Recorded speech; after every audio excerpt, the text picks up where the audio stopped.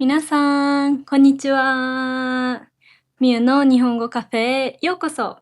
今日も遊びに来てくれてありがとうございます。皆さん、何か変わったところはわかりますか？今日は背景をちょっと変えてみました。いつもはこっち側で撮影してるんですけど、今日はソファを後ろに撮影していきたいと思います。で、今日のトピックは何かというと、じゃじゃーん。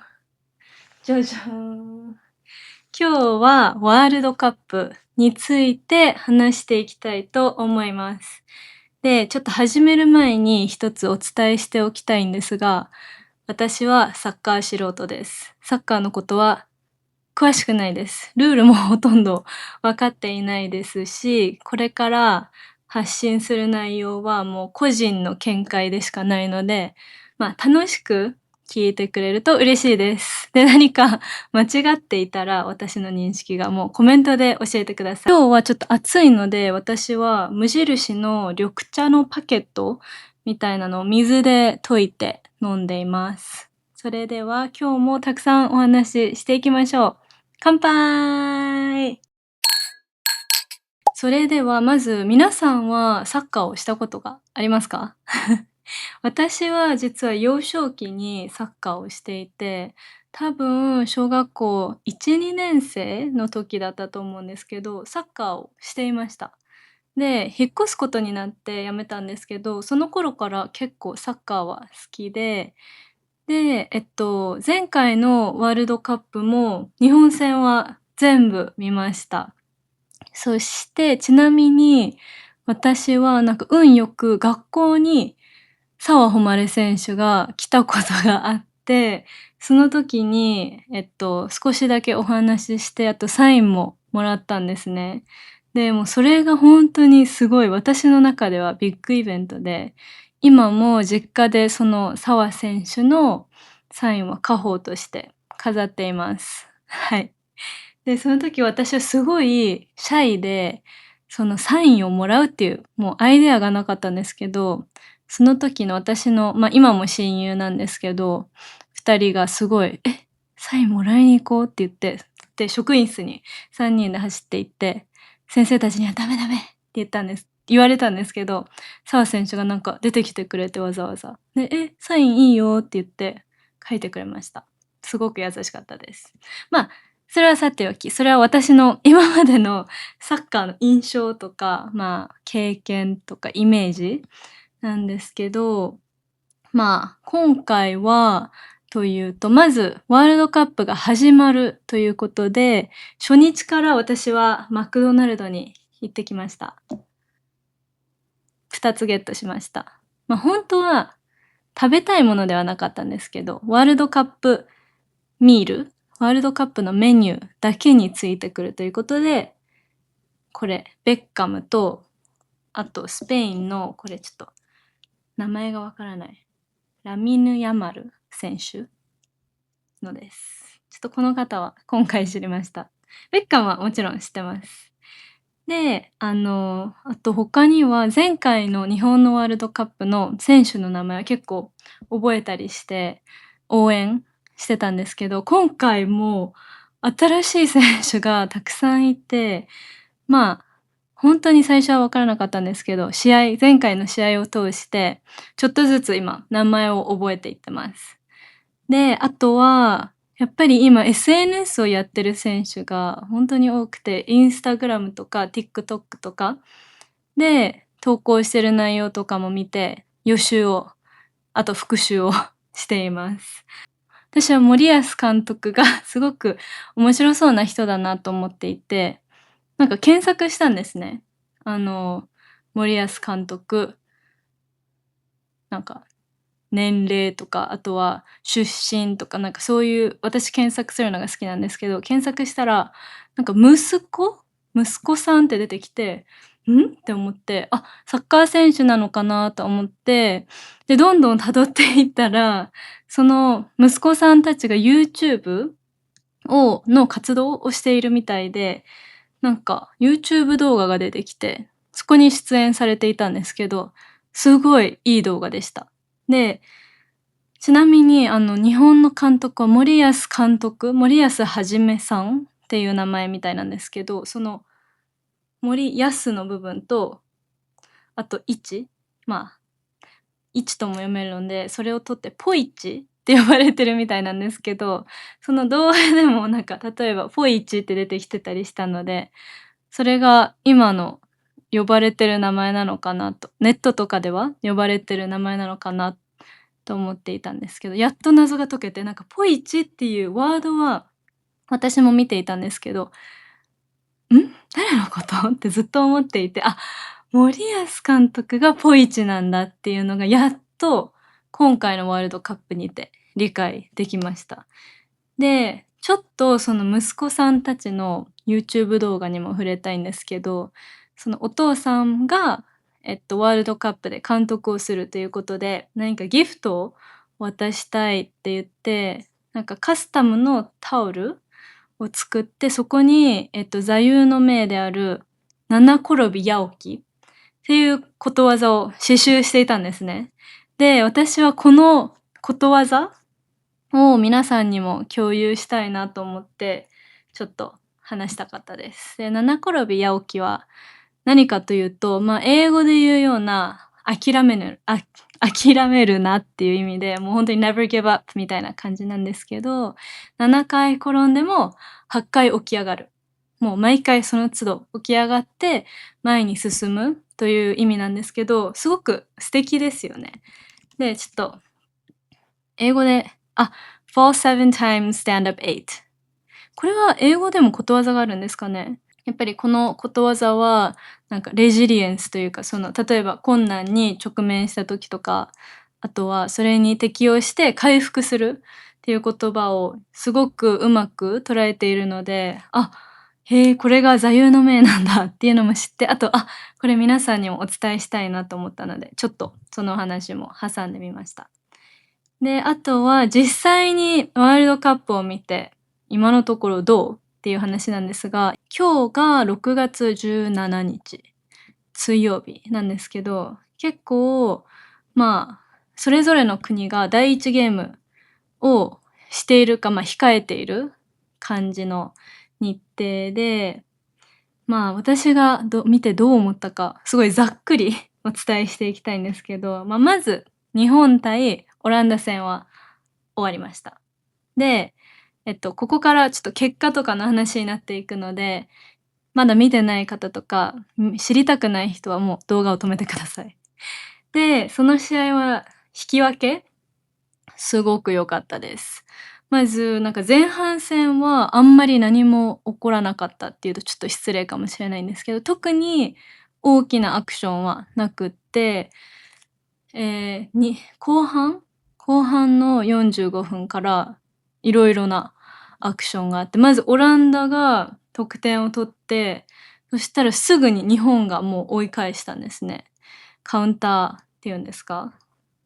英語で言うとイコライザーだと思うんですけど、入れて、で、それがまたもう一度起きて、で、すごい面白かったのが、最初のゴールは中村選手が入れていて、もうめちゃくちゃ上手かったです。なんか私はほんとに見えなくって、なんかボールが入ったのは見えたんですけど、見ている時に。どこから来たかがほんとに分からなくて、スローでリプレイがあると思うんですけど、テレビだと。スローで見ても、どこから来た？ってずっと思ってて、そしたら解説の人が、後ろを向いてパスをするかと思ったらなんかシュートしたみたいに説明してて、ほんとにほぼ背中をゴールに向けてシュートしてたんですね。え、そんなことできるの？って思いましたね。で、あとは、次のゴールが、小川選手がヘディングで入れたと思ったんですが、これちょっとネットミームにもちょっとなってる感じですけど、鎌田選手の頭にほんとにちょこんって一瞬乗って、で、その後、ゴールに入ったんです。皆さん見ましたか？もうほんとになんか、それがすごい私は面白くて、あと鎌田選手の表情がスローで見たらなんかもう、「お？」みたいな感じで、本人も困惑みたいな。ただ、ここに感触はあったっていうのを感じたみたいで、で、その後、なんか、チームメイトに駆け寄って、あれ俺だったよねみたいなのアピールしてて、ほんとに鎌田選手だったんだ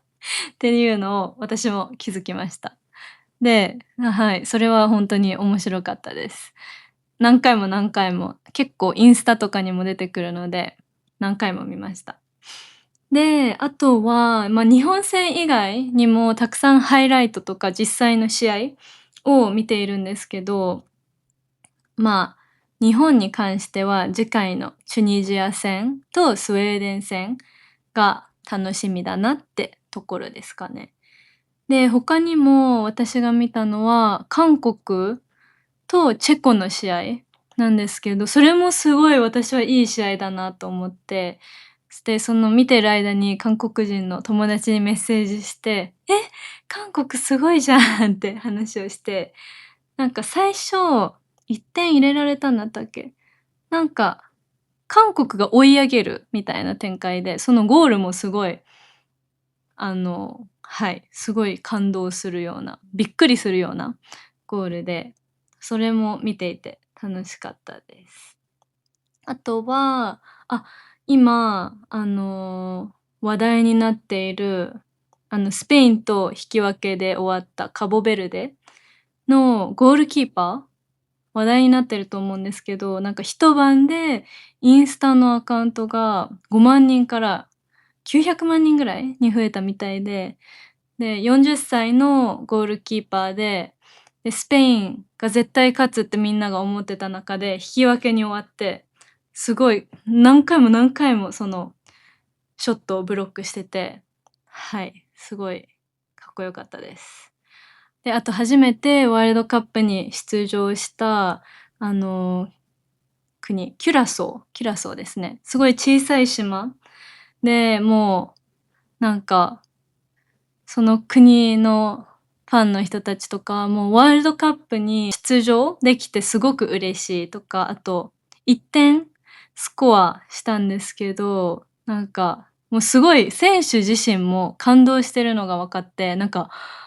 すごい胸が熱くなりました。すごい感動しました。で、あとは、個人的に、日本代表のまた話に戻るんですけど、鈴木選手、ゴールキーパーの人、日本代表の。すごいなと思って、もうなんかオランダの、ショットとか全部ブロックしてて、どうやってボールが見えるんだろうって思うことが多々ありました。あと、ほんとに今回は私は現地にワールドカップは見に行けないんですけど、次回はほんとに見に行きたいなって思っています。あとあ、今思い出したんですけど、次の日本対チュニジアの、試合はなんかチュニジア代表の監督が新しい人になるって聞いたんですけど、そういうのあるんだっていう、普通に驚きました。なんか私の中だと監督が変わるっていうのは、なんか、クラスの担任が変わるみたいな、もう絶対選手にとってはもう事件ですよね。事件というかもう、みたいな。こんなずっと一緒に練習してきて、もう大会が終わるまで同じ監督かと思いきや、明日から違う人が来る？みたいな感じで、びっくりじゃない？って思いました。で、私は結構試合を見終わって、なんか物足りないんですよ。なんか、もうこの感動とか、この感情をみんなで分かち合いたいって思ってしまうので、SNS を結構見ているんですね。で、それが理由でこの動画も撮っているんですけど、やっぱり皆さんの感想とか、あと解説で、もちろんミームとかもすごい、そういうので溢れてて、今ほんとに SNS が面白いなって感じています。で、私は、もちろん全部の試合は見れていないんですけど、できるだけ点数を見ないで、ハイライトをすぐ見るようにしていて、なんかそれで、ちゃんとなんか試合をあたかも全て見たかのように感じるので、そういう風に、ワールドカップを見ているんですけど、皆さんはどうですか？皆さんは全部試合をちゃんと見ていますか？それとも点数だけをチェックしたりしていますか？それとも、私みたいにハイライトを見ていますか？で、これからもほんとにたくさん試合があると思うんですが、みんなでいろいろなチームを応援しましょう。で、